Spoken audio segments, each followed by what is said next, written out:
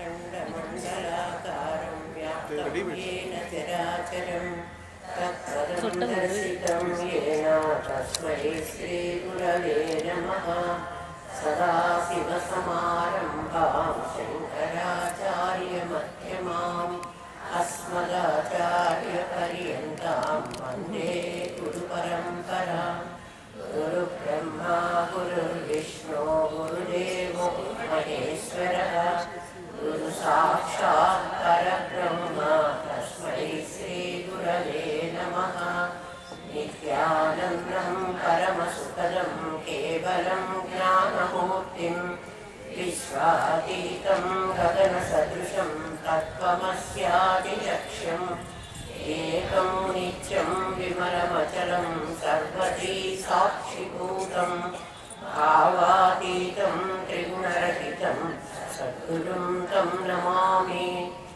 ॐ सहना भवतु सहनौ भुनक्तु सह वीर्यं करवावहै तेजस्विनावधीतमस्तु मा विद्विषावहै। ॐ शान्ति शान्ति शान्ति।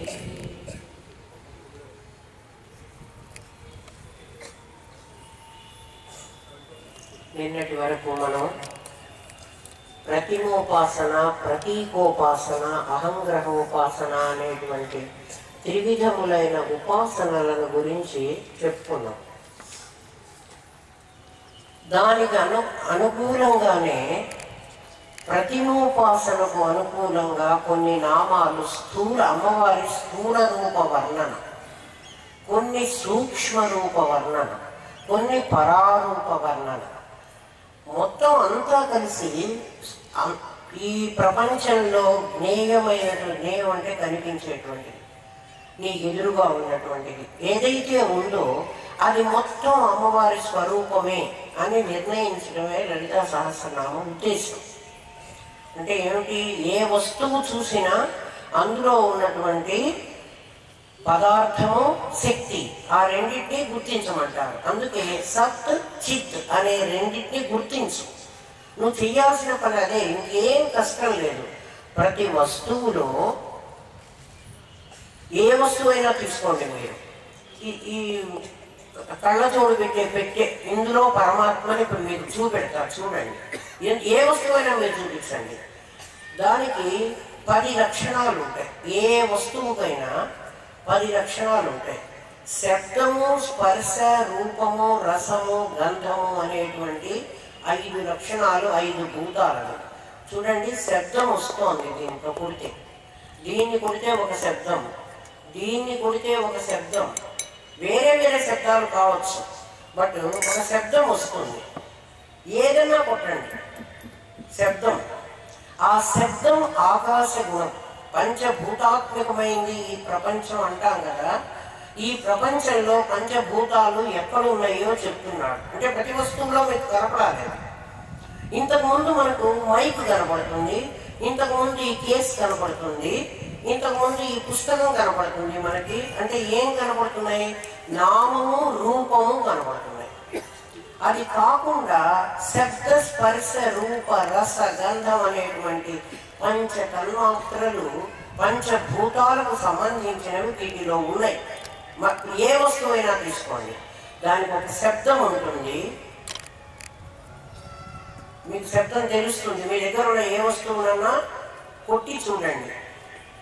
శబ్దము, స్పర్శ, దాన్ని ముట్టుకుని చూడండి. గట్టిగా ఉండటమో, నీళ్లగా ఉండటమో, వాయు రూపంగా ఉండటమో, ఏదో ఒక రూపం ఉంటుంది. శబ్ద, స్పర్శ ఉంటుంది, రూపం ఉంటుంది, రసం ఉంటుంది. నాలుగుతో టచ్ చేయండి. ఏదో అది మంచి రుచి, చెడ్డ రుచి అని నేను చెప్పాను, కానీ ఈవెన్ చెక్కలు కూడా నాలుగుతో టచ్ చేస్తే అది ఒక రుచి ఉంటుంది.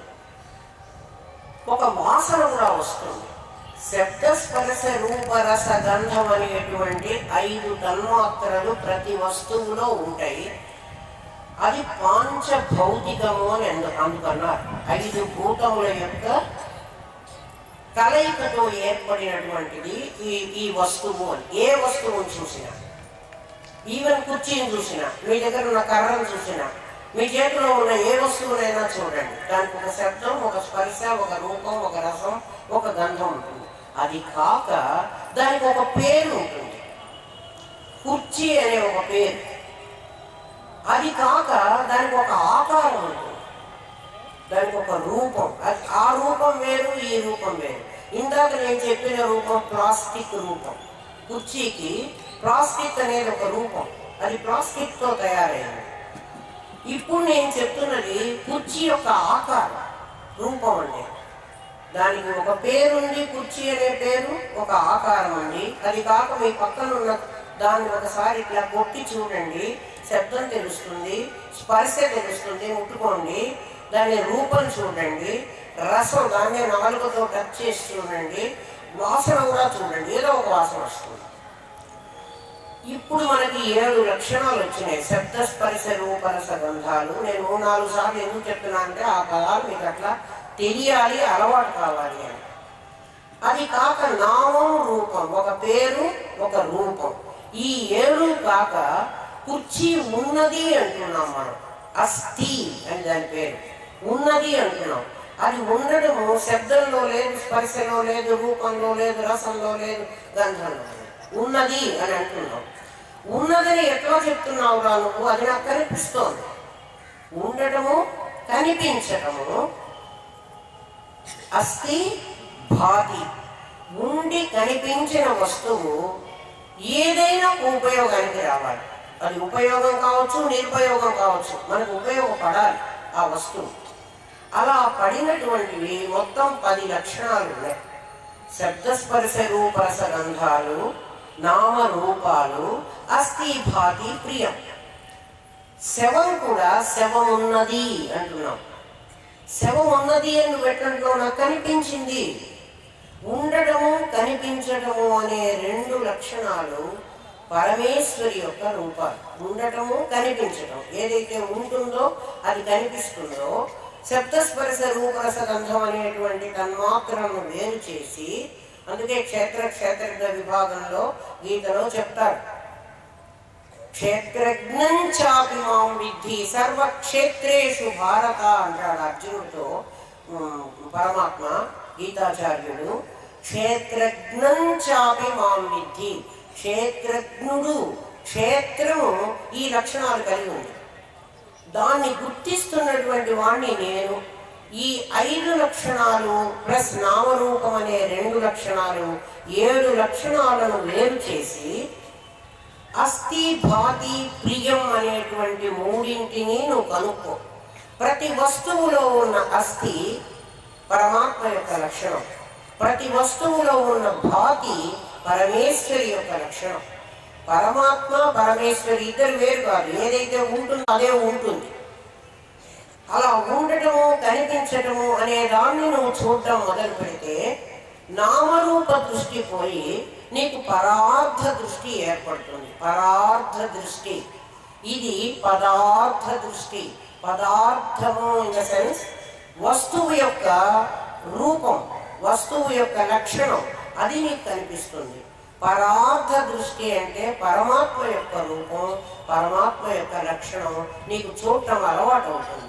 దృష్టి జ్ఞానమయం కృత్వా పశ్యేత్ బ్రహ్మమయం జగత్.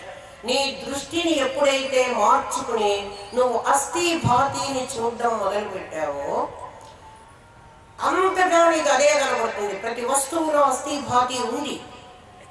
ఆ ఉండడం ఏదైతే తెలుసుకోగలుగుతున్నావో అప్పుడు నువ్వు బ్రహ్మమును చూచినట్లు, బ్రహ్మము నీవైనట్లు ఇంకా నెక్స్ట్ స్టేజ్ ఉంటుంది. బ్రహ్మమును చూడటం ముందు అలవాటు చేసుకో. మనిషిని చూడగానే మనం ఎవరిని చూస్తాం? శరీరాన్ని చూస్తాం.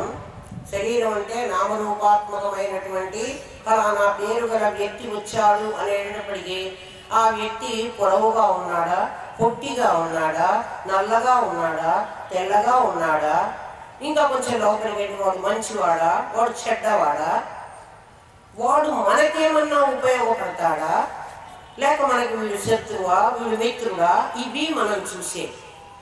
దీన్ని నామరూప దృష్టి అంటారు. అంటే పదార్థ దృష్టి. లేక వీడు మన కులం వాడేనా, వేరే కులం వాడా, మనం ఇవన్నీ చూస్తాం అన్నమాట. మనం చూడగానే అంటే మన దృష్టి జ్ఞానమయం కాల. ఎప్పుడు జ్ఞానమయం అవుతుంది అంటే పరార్థ దృష్టి అలవాటు చేసుకోవాలి. దృష్టి అలవాటు చేసుకుంటేనే వస్తుంది, కొత్తగా వచ్చేది కాదు. అది మనకు ఉంది, ఎవడైనా చెప్తే తప్ప తెలియదు.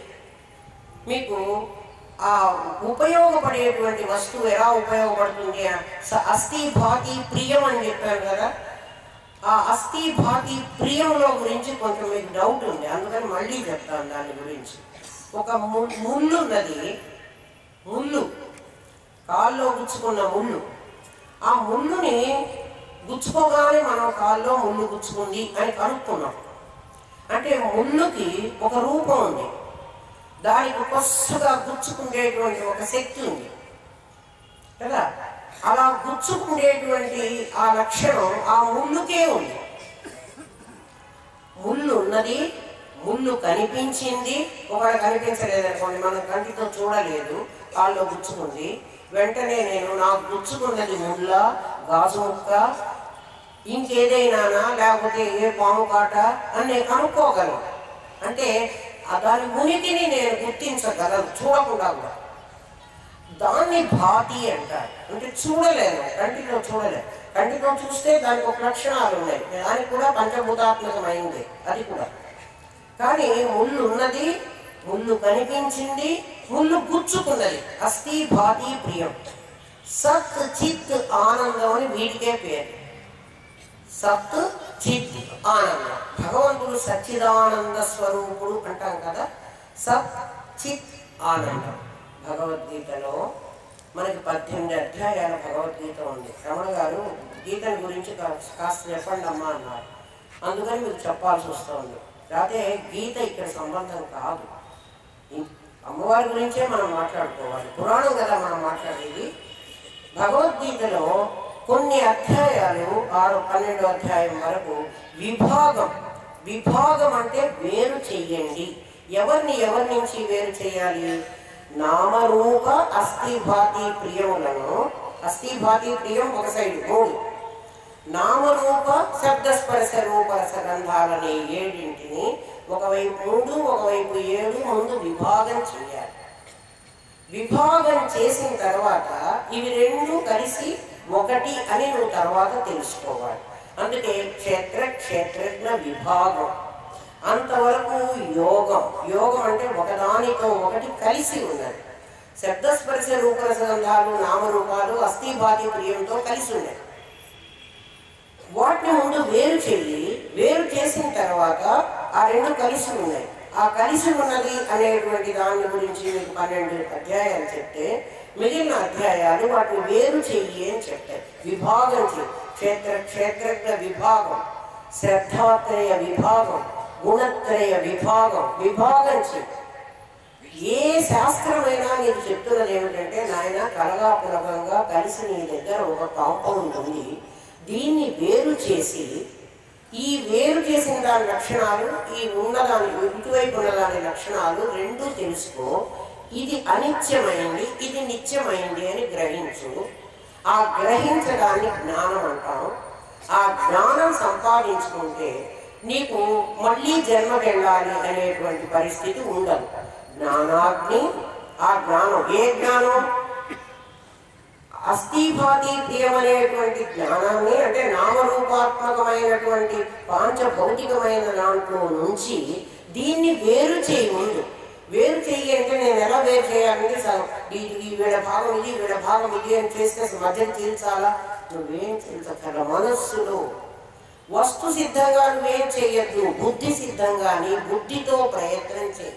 అలా చేస్తే నీకేం తెలుస్తుంది అంటే, ఇది అనిత్యమైంది, ఇది నిత్యమైంది అని నీకు అర్థమవుతుంది. నిత్యమైన పదార్థం ఎప్పుడూ ఉంటుంది, అనిత్యమైన పదార్థం నశిస్తూ ఉంటుంది. ఈ నశించే దాన్ని వదిలేస్తూ నిత్యమైనటువంటి దాన్ని పట్టుకుంటూ వెళితే నీకు జ్ఞానం కలుగుతుంది. దానివల్ల నాకు ఏమిటంటే లాభం, ఎందుకంటే ఏ వ్యాపారం చేసినా ముందు మనకు లాభం కావాలి. లాభం లేకుండా ఎవరు ఏ పని చెయ్యరు. వ్యాపారం అంటే పని, ఏ పని చెయ్యరు. నాకు లాభం కావాలి. ఏమిటి లాభం అంటే, జ్ఞానాగ్ని దగ్ధ కర్మాణం. మన కర్మ వల్ల జన్మలకు వస్తున్నాం, మళ్ళీ జన్మ రావడం, మళ్ళీ కర్మ చేయడం, మళ్ళీ ఆ కర్మ ఫలం అనుభవించడానికి మళ్ళీ జన్మకి రావడం, మనం చేస్తున్న పని ఇది. అనేక జన్మలు ఎత్తాం, కానీ మనకు బుద్ధి పని చేయలేదు, మనకు ఎవరో సద్గురువు లభించలేదు, ఇలా విడదీసుకోవాలి అని మనకు చెప్పలేదు, అందువల్ల మనకు జ్ఞానం కలగలేదు. అలా జ్ఞానం కలిగితే ఈ కర్మలన్నీ కూడా దగ్ధమైపోతాయి, భస్మసాత్, బూడిదైపోతాయి. ఎప్పుడైతే బూడిదైపోయిందో ఇంకా కర్మ అనుభవించడానికి కర్మ లేదు. అది చెప్పేవాడిని వెతుక్కోండి, ఎవరినైనా అది చెప్పేవాడిని వెతుక్కుని ఆ సాధన చెయ్యండి. అంతేగాని కళ్ళు మూసుకుని కూర్చుంటే నాకు ఏదో తెలుస్తుంది అంటే కళ్ళు మూసుకుంటే ఏం తెలియదు. బుద్ధితో ప్రయత్నం చెయ్యండి. అస్థి భాతి ప్రియం అనేటువంటి పదార్థాన్ని నామరూపాల నుంచి వేరు చేసి అస్థి భాతి నేనేను అని గుర్తించండి. అదే పరమాత్మ, అదే పరమేశ్వరి. అది అర్థమైతే మనం ఏం చెయ్యక్కర్లేదు. అది అర్థమయ్యే వరకు చేసేటువంటి దాన్ని సాధన అంటారు. లలితా సహస్రనామాల్లో అంటే 1000 నామాలు చెప్తున్నారు కదా, హయగ్రీవుడికి అమ్మ చెప్తోంది ఈ నామాలన్నీ. అగస్త్యుడు కాళ్ళ మీద కాళ్ళు పట్టుకున్నట్టు నుంచోని ఉన్నాడు, అగస్త్యుడు నిలబడి ఉన్నాడు. ఆయన పాదాల మీద కదలనీయకుండా అగస్త్యుడు వాడు స్థిరంగా కొండలాగా అలా పట్టుకుని నుంచున్నాడట. అయ్యా మిమ్మల్ని కదలనీయను, మీరు నాకు ఏదైనా చెప్తేనే నేను వదులుతాను అని. ఇంకా ఆయన కాళ్ళు అవడం పెట్టడానికి కూడా వీల్లేదు. అమ్మ నేనేం చెప్పను, నేను ఇప్పటి వరకు అన్నీ చెప్పాను, వీడికి ఇంకా సాటిస్ఫై కాలేదు, నన్ను ఏం చేయమంటావు అని ఆయన పరమేశ్వరుని ధ్యానించాక అగస్త్య మహర్షి. అప్పుడు ఆవిడ ఆయన మనస్సులో ఈ లలితా సహస్రనామం అనేటువంటి 1000 నామాలను దర్శింపజేసింది. ఆయన కనపడినది ఆ నామాలే మనకి చెప్తున్నారు. ఈ నామాలు మీరందరూ పారాయణ చేస్తున్నారు రోజు. నామాలను ఒట్టిగా పారాయణ చేస్తే ఏం నష్టం లేదు. శ్రీమాత, శ్రీ మహారాజ్ఞి, శ్రీమత్ సింహాసనేశ్వరి, చిదగ్నిగుండ సంభూత, దేవకారి సముద్యత, ఇలా చెప్పుకుంటే నష్టం లేదు, వస్తే పుణ్యం వస్తుంది. కానీ మీరు దేవుడి దగ్గర కూర్చుని పూజ చేస్తారు చూడండి, ఒక్కొక్క నామం పెట్టి ఇలా పూజ చేస్తారే, పువ్వులు పెట్టుకుని లలిత సహస్రనామం చెప్తూ మేము పూజ చేసాము అని చెప్తారు కదా, అలా చేసేటప్పుడు మాత్రం శ్రీమాత్రే నమః, శ్రీ మహారాజ్ఞై నమః అట్లా ఓం చెప్పుకుని శ్రీమాత్రే నమః, శ్రీ మహారాజ్ఞై నమః, శ్రీమత్ సింహాసనైశ్వర్యై నమః. సంస్కృతం రాకపోతే అక్కడ మీకు తప్పులు వస్తాయి. అన్ని పదాలకి చివర స్త్రీలింగ శబ్దాలు అలా ఒకటిగా ఉండవు. సహస్రనామాలు పారాయణ చేయటం లేదు. పారాయణ అంటే నేను చెప్పాను, పారాయణం. దానివల్ల ఈ జన్మను సార్థకత చేసుకోవడం. మనం ఉపాసన ఇన్ ద సెన్స్ ప్రతిమోపాసనలో మీరు పూజ చేస్తారు. పూజ చేసేటప్పుడు ఎప్పుడు కూడా ఇలా చెయ్యాలి. ఎందుకంటే చతుర్థి విభక్తిలోనే చెయ్యాలి. దాని చతుర్థి విభక్తి. శ్రీమాత్రే నమః అంటే శ్రీమాత కొరకు, శ్రీమాతకు కొరకు కై అనేటువంటివి చతుర్థి విభక్తి ప్రత్యయాలు. ఆమె కొరకు చేస్తున్నాను, ఆమె కొరకు నమస్కారము, శ్రీ మహారాజ్ఞి కొరకు నమస్కారము అని చెప్పాలి. శ్రీమాత, శ్రీ మహారాజ్ఞి అని ప్రథమ విభక్తిలో చెప్తే అక్కడ నమః లేదు. నమస్కరిస్తున్నాను అన్న పదం దాంట్లో రావటలే. 1000 నామాలు పెట్టినా మీకు నమః లేదు. శ్రీమాత, శ్రీ మహారాజ్ఞి, శ్రీమత్ సింహాసనేశ్వరి, చిదగ్నిగుండ సంభూత, దేవకారి సముద్యత, ఎక్కడ నమః లేదు. చూడండి, మీరు చదువుకుని ఇంటికెళ్ళి చూసుకోండి, ఎక్కడ కూడా నమః ఉండదు. అందుకని సహస్రనామాలు అయిపోయిన తర్వాత చతుర్భుజే చంద్రకళావతంసే కుచోన్నతే కుంకుమరాగశోణే పుండ్రేక్షు పాశాంకుశ పుష్పబాణ హస్తే నమస్తే నమస్తే జగదేక మాత.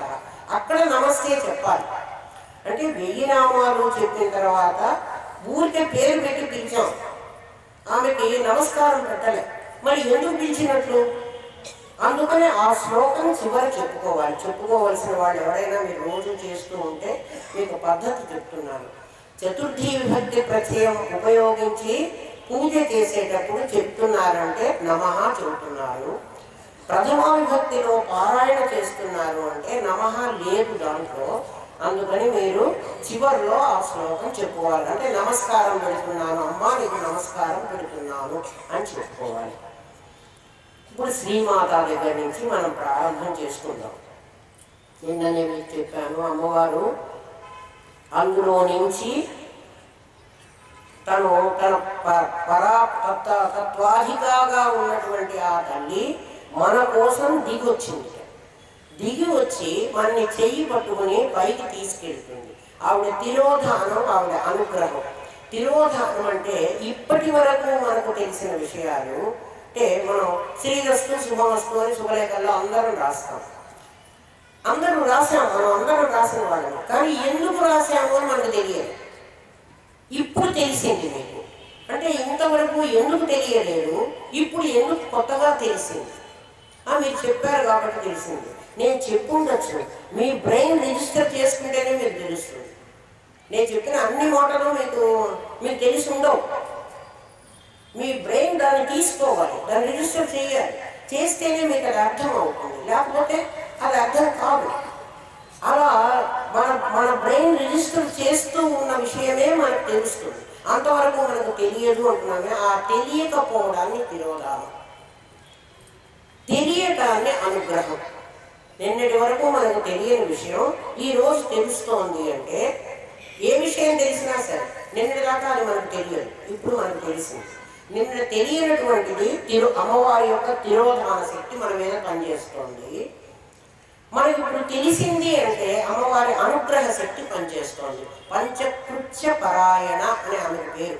పంచకృత్యములు ఆవిడ చేసే పనులు 5 పనులు చేస్తుందిట. ఏమిటంటే సృష్టించింది, స్థితి పోషిస్తున్నది, లయ నాశనం చేస్తుంది, తెలియకుండా చేస్తుంది, తెలిసేట్టు చేస్తుంది.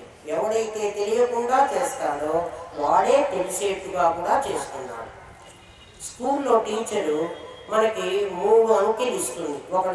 ఒకడు ఆస్తి ఎంత కొన్నాడు అని అడుగుతుంది. మనకు అమ్మిన వేళ వాడి లాభము ఏవో ఇచ్చి వాడి ఆస్తి ఎంతో కనుక్కోమంటుంది. అంటే 3 అంకెలు ఇచ్చి ఒక అంకెని మనని కనుక్కోమంటారు. అట్లా అమ్మ కూడా మనకి జాగ్రత్త, స్వప్న, సుషుప్తి అనే 3 అవస్థలు ఇచ్చి ఒక అవస్థని కనుక్కో. 4వ అవస్థ నాకు ఉంది, తురీయం అనే నా స్థితి ఉంది, అది తెలుసుకో. దానికోసం నువ్వు ప్రయత్నం చేయి. ఈ ప్రపంచంలోకి వచ్చాం, అందరిలాగే మనం పుట్టాం. పశుపక్షాలన్నిటికీ కూడా వాసనా జ్ఞానం ఉంటుంది. అవి కూడా తింటాయి, అవి కూడా సంతానాన్ని ఉత్పత్తి చేస్తాయి, అవి కూడా చిన్నదో పెద్దదో ఒక ఇల్లు కట్టుకుంటాయి. ఆహార నిద్ర భయమైనట్ల సామాన్యమేత పశుభిర్ నరాణం. పశువులకి మనకి కూడా అందరికీ ఈ సామాన్యమైనటువంటి స్థితి ఉంది. అది వాసనా జ్ఞానంతో వస్తుంది. మానవ జన్మ ఎత్తినందుకు మనకు వివేక జ్ఞానం అని ఇంకోటి కొత్తగా ఉంది. వివేక జ్ఞానం, ఆ జ్ఞానం పశుపక్షాలకు కూడా ఉంది, కానీ వాటిని వికసించలేదు. కోడి ముందర 4 కంది గింజలు అలాంటివే 4 గాజు ముక్కలు పడేస్తే కోడి గాజు ముక్కలను వదిలేసి కంది గింజలను మాత్రమే తింటుంది. ఎవరు చెప్పారు దానికి అవి కంది గింజలు, ఇవి గాజు ముక్కలు అని? దానికి ఆ వివేక జ్ఞానం ఉంది. మరి మానవుడిలాగా వివేక జ్ఞానం ఎందుకు లేదు అంటే ఆ జ్ఞానం మనలో ఉన్నా వికసించలేదు. ఇప్పుడు మానవ జన్మకు వచ్చాక వికసించింది. బహూనాం జన్మనాం అంతే జ్ఞానవాన్ మాం ప్రపద్యతే. చాలా జన్మల తర్వాత, అందుకే జన్మలని మనం నమ్మాల్సి వస్తుంది మన హిందూ మతంలో. బహూనాం జన్మనాం అంతే. ఆల్ ఆఫ్ ఎ సడన్ మనకు ఒక్కసారిగా ఈ ఆత్మజ్ఞానం రాదు. ఎన్నో జన్మల తర్వాత మన బుద్ధి వికసించి మనకి ఇలాంటి ఆలోచన చెయ్యాలి అనేటువంటి భావం కలుగుతుంది. ఎప్పుడు ఆ భావం కలిగిందో ఆ దిశలో మనం ప్రయాణం చేస్తాం. ఏమిటి ఆ దిశలో ప్రయాణం చేయడం? రేపటి నుంచి మీరు ఏ వస్తువును చూసినా ఇందులో అస్థి భాతి ప్రియమేవి, నామరూపాలేవి, శబ్దస్పర్శ రూపగంధాలేవి, వాటిని తీసేసి ఇది ఏదో తెలుసుకుందాము అని మీరు ప్రయత్నం చేస్తారే, ఆ చెయ్యడమే జ్ఞానం. జ్ఞానం అంటే అక్కడ ఏదో బజార్లో దొరికే వస్తువు కాదు. దృష్టి మారడం. దృష్టి ఎలా మారుతుంది అంటే, మనం అందరం షరాబ్ బజార్కి వెళ్ళి బంగారు నగలు కొనుక్కుంటాం. మనందరి దృష్టి గాజు, నేను ఇవాళ గొలుసు కొనుక్కున్నాను, నేను ఇవాళ గాజు వేసుకున్నాను, నేను ఇవాళ ఉంగరం కొనుక్కున్నాను. మన దృష్టి నామరూప దృష్టి. ఏం కొనుక్కున్నావు? ఫలానా వస్తువు కొనుక్కున్నాను. కానీ నువ్వు కొనుక్కున్నది బంగారం. కానీ నువ్వేమంటున్నావు? నేను గాజులు కొనుక్కున్నాను, నేను నెక్లెస్ కొనుక్కున్నాను, నేను గొలుసు కొనుక్కున్నాను, నేను పట్టీలు కొనుక్కున్నాను అంటున్నావు. నువ్వు కొనుక్కున్నది పట్టీలు కావు, నువ్వు కొనుక్కున్నది గొలుసు గాజులు కావు. మరి ఏం కొనుక్కున్నావు? నేను గొలుసు గాజులు కొనుక్కున్నానంటే అందులో 2 రూపాయలు ఇస్తాను. గాజుల షాప్లో 10 రూపాయలు గాజులు కొనుక్కుంటాను, మీకు కూడా 10 రూపాయలు ఇస్తా, గాజులు ఇవ్వండి అంటే శరాబుగా మనకి ఇస్తారా? ఇవ్వరు. వాడి దృష్టి ఏమిటి? బంగారం దృష్టి. నువ్వు కొనుక్కున్న గాజులు ఇంత వాల్యూ ఉన్నాయి, దాంట్లో ఇంత బంగారం ఉంది, ఇన్ని గ్రాములు ఉంది, ఇన్ని గ్రాములకు ఈ రోజు బజార్ రేటు ప్రకారం ఇంత డబ్బులు అవుతాయి, అది కట్టేసి నువ్వు ఆ గాజులు తీసుకెళ్ళు. నేను ఈ గాజులు అమ్మాలని వెళ్ళాను ఒకసారి. అమ్మాలని వెళ్తే షాప్ వాడు ఏమంటాడు? నా గాజుల బంగారానికి విలువ కట్టాడు. అతని దృష్టి నేను దాని మీద ఎన్ని రాళ్ళు ఉన్నాయి, ఎన్ని పొదిగాను, దీంట్లో కెంపులు ఉన్నాయా, ఇంకేమన్నా ఉన్నాయా, అతనికి అక్కర్లేదు. నేను కొనుక్కునేటప్పుడు వాటన్నిటికీ విలువ ఉంది. మీకు రాళ్ళ ఖరీదు ఎంత, మరి బంగారం ఖరీదు ఎంత, మేకింగ్ ఛార్జ్ ఎంత, ఇవన్నీ వేసేసారు. కానీ ఆ బంగారం నేను అమ్ముదాం అయిపోయినప్పుడు దేని విలువ వస్తుంది? కేవలం బంగారం విలువే వస్తుంది. ఇప్పుడు షాపులో బంగారాన్ని నేను అమ్ముదామని పోతే కొనేవాడి దృష్టి బంగారం దృష్టి సేమ్ వస్తుంది. నా దృష్టి నామరూప దృష్టి.